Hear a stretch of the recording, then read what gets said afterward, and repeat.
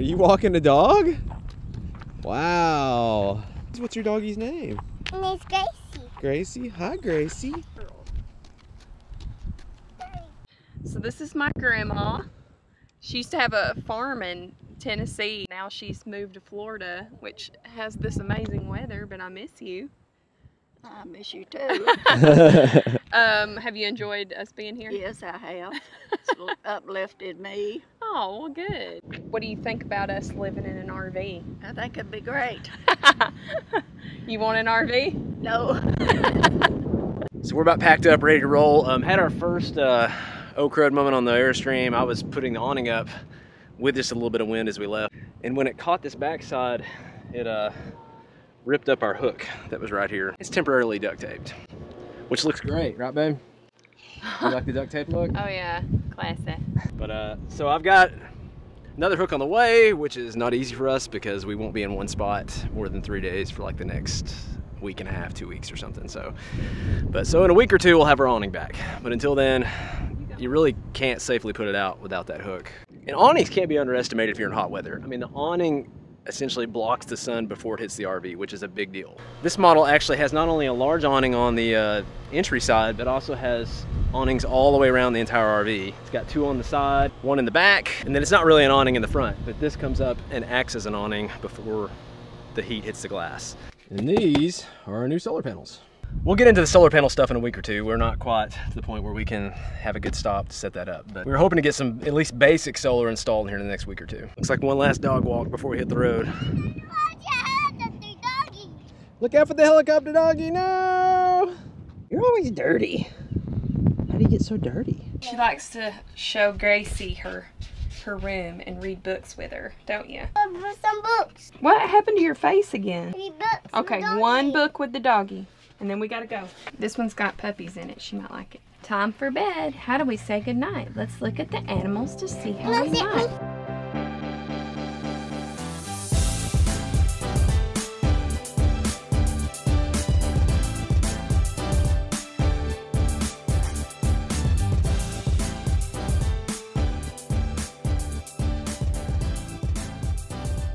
So doing a few things we've never done before.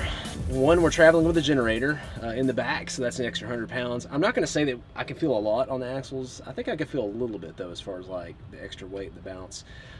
2, we are traveling with some gray, some black, and then our water tank is totally full. But we've gone on the interstate and everything's been great so far. Because that's kind of a concern I've heard about, is if you have some weight in that gray and black tank, it can kind of weigh the tail down and cause some sweat. You know, but we have not noticed that so far either. So it's been good so far. Third thing we've never done is we're actually going to dump our tanks at a Love's gas station. They have a dump station here since we just got done staying at Marissa's grandma's house. It's 10 bucks. How'd you find the dump station? How'd you know where one was? I just knew. He's just that good. Yeah, all stays. We love Austin. Yeah, we drove about 30 minutes to get here, so I'd prefer not to drive with any black or gray water, but you know, 30 minutes and then we're gonna dump the tanks.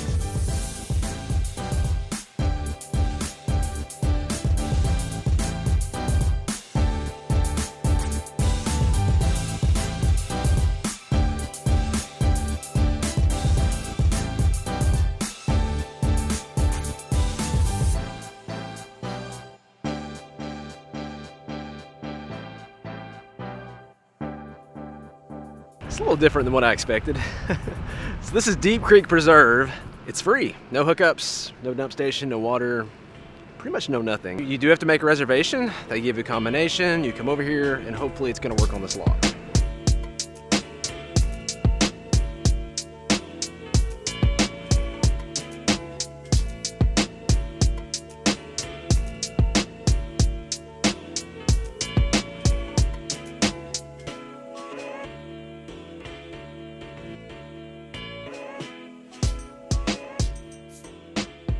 Now this is beautiful. It's like close to everything we want to see. It's way cheaper than everything else in the area. You can't get cheaper than free. Yeah. You've got a gated entrance with a code. There's no cars around. We don't have to worry about our daughter like in traffic and that kind of thing. And it's surrounded by these beautiful, big Spanish moss covered trees. I mean, it's really pretty here. It is. And we got full shade. Thank goodness. Yeah, because our awning is not coming out and I was worried about that. Yeah, not much to set up. Shouldn't take too long since we've got no awning, no water, No electric, no sewer. I think I'm done.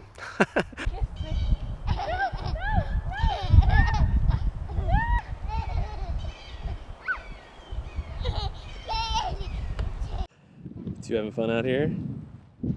Yep. Bye-bye. We're watching this space rocket, as she called it. They're going to Mars. They are? That space rocket up there.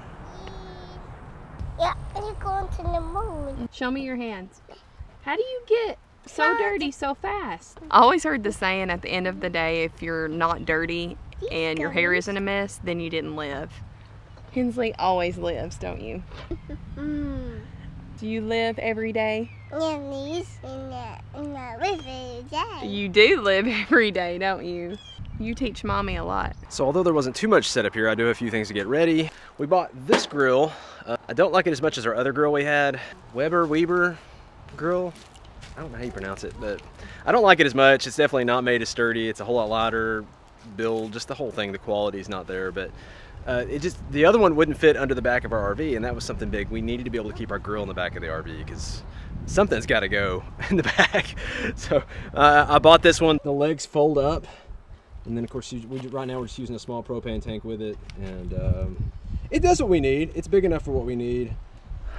You know, just not the same quality as the other one. I mean, typically when we're boondocking like this, we use a generator, 30, 60 minutes in the morning, 30, 60 minutes at night. Which isn't a lot, but that's enough for us to kind of recharge our devices if we need to. This is in the past, before we had any solar. So hopefully with solar, we might cut that down to even just one time a day, 30, 60 minutes, if we need something heavy. But I'm gonna get out our generator, hook it up to the propane. This is why I really want to figure out some sort of a setup that lets me just hook the generator up to what I already have, whether that means tying into the line I already have, or at least some way to extend the propane down to the generator without me having to pull the tank off. The generator won't reach this tank without me putting the tank on the ground. Kind of frustrating. I know in the long run this is gonna be simpler, but right now, this stuff doesn't take that long. It's just that if it rains, I've got or even a chance of rain, I gotta run out here and cover everything up, put everything back, all that kind of thing. So we'll get there.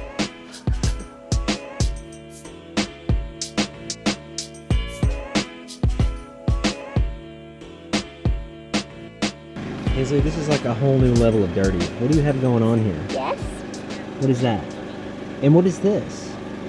It looks like chocolate. Is that chocolate? I really want some chocolate, eating chocolate. You were eating chocolate. Did you get any of it in your mouth? Bean. Chocolate bean. Yum. At least she's playing with Legos. So if the Champion's so great and it powers everything you need, why would you even go with solar? Well, I mean, there are some times and places you would want solar. Most places it's kind of like taboo, kind of from 10 p.m. to 8 a.m. or 7 a.m., you try to not run the generator to keep people up, that kind of thing. So if you're at a rally, Albuquerque Balloon Fiesta or something, and all bets are off, people run their generators like 24/7, they don't care. Then you get places like we're in Shenandoah National Park, and generators were very taboo there. There were generator hours, but people just gave you the eye if you turned your generator on. And there's some places that don't allow generators at all. So you'll run into that too. But I guess the two bigger reasons we would want to go with solar is, number one, I mean, solar, once you've got it set up, once it's prepped, it costs next to nothing. Yeah, you have to replace your batteries every once in a while, but there's not too much of an expense to it. And number two, solar just works. Once you kind of figure out how much solar you need and you've got that set up, hopefully, as long as the sun's doing what it's supposed to do and that kind of thing, hopefully it's just kind of continuous and it just does its thing. We take baby steps with our setups. It's more of a pain because you have to kind of limp along sometimes, like we're limping along right now with one battery, and we've got 2 solar panels sitting in the van, and we're still prepping the generator.